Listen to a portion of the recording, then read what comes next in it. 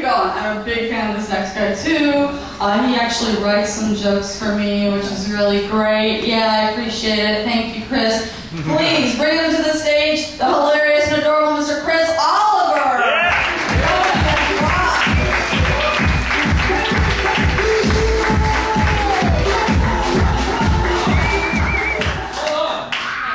It's Sally Mullins' birthday. And we got Pasadena's only dairy-free cake for her. So why don't we sing happy birthday really fast? Y'all ready? Happy birthday to you. Happy birthday to you. Happy birthday, dear Sally. Happy birthday to you.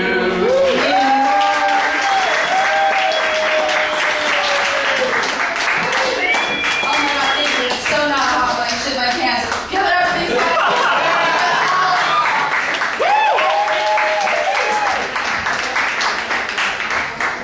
Sally Mullins, ladies and gentlemen.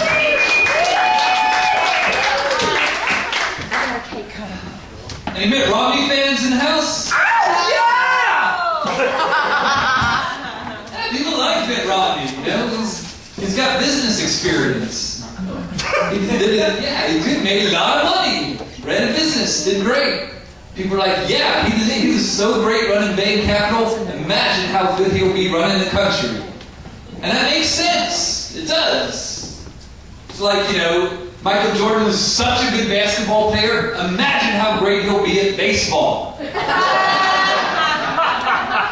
made sense at the time.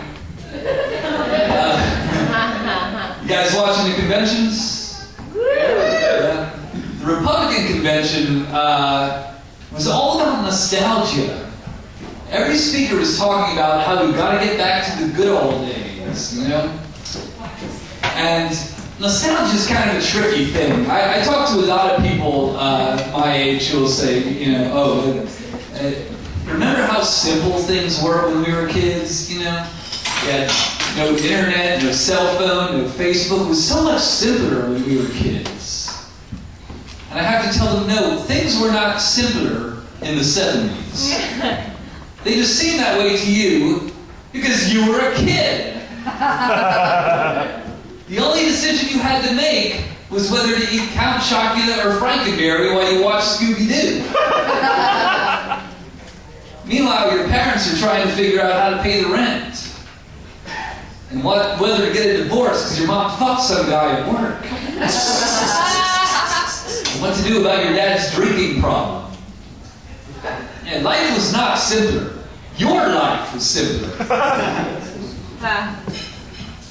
And a lot of these people will be like, it's so dangerous for kids these days. You know, they go online, they talk to people, you don't know who they're talking to. It could be a predator, it could be some kind of child molester or something. So dangerous for kids nowadays. You know what I did every day when I was a kid? I played on the railroad tracks.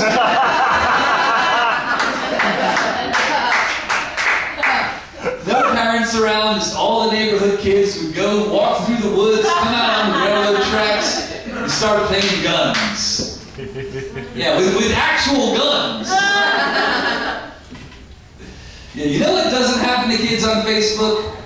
They don't get run over by a fucking train.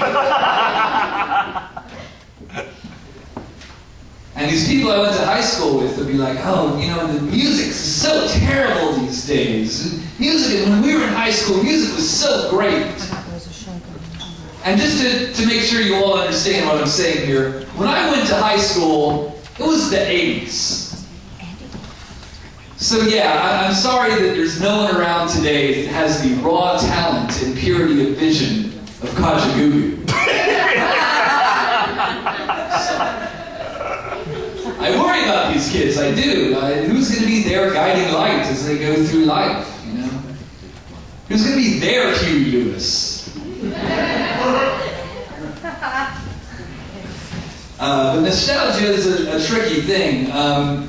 Like last week, for instance, I got a craving. I just had to have chocolate Pop-Tarts.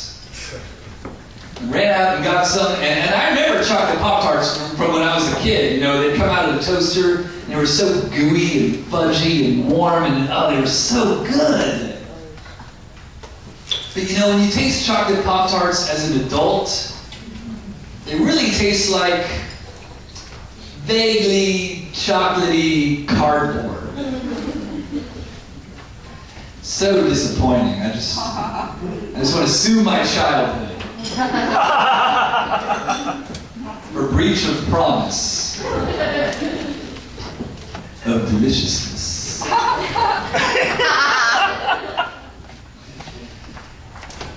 But nostalgia is a powerful thing, you know, because people hate change.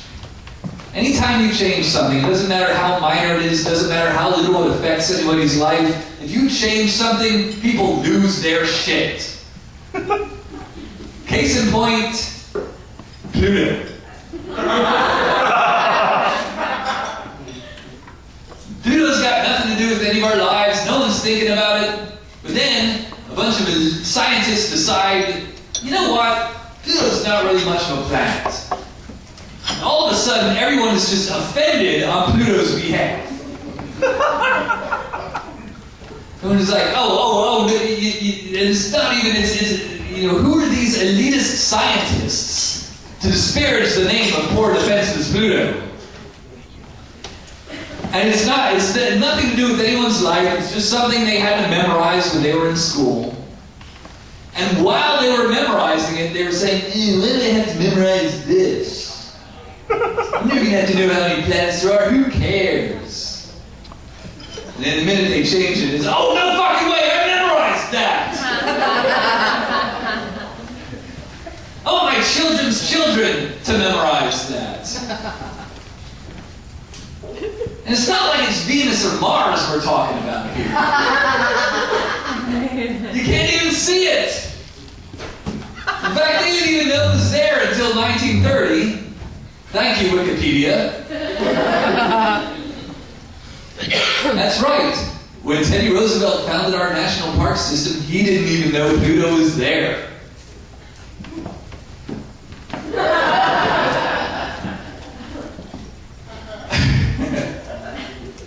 And you know, in 1930, when they discovered it, people were pissed. They were like, oh, no fucking way, there's 8 planets, I memorized that! I know 9th planet named after Mickey Mouse's dog.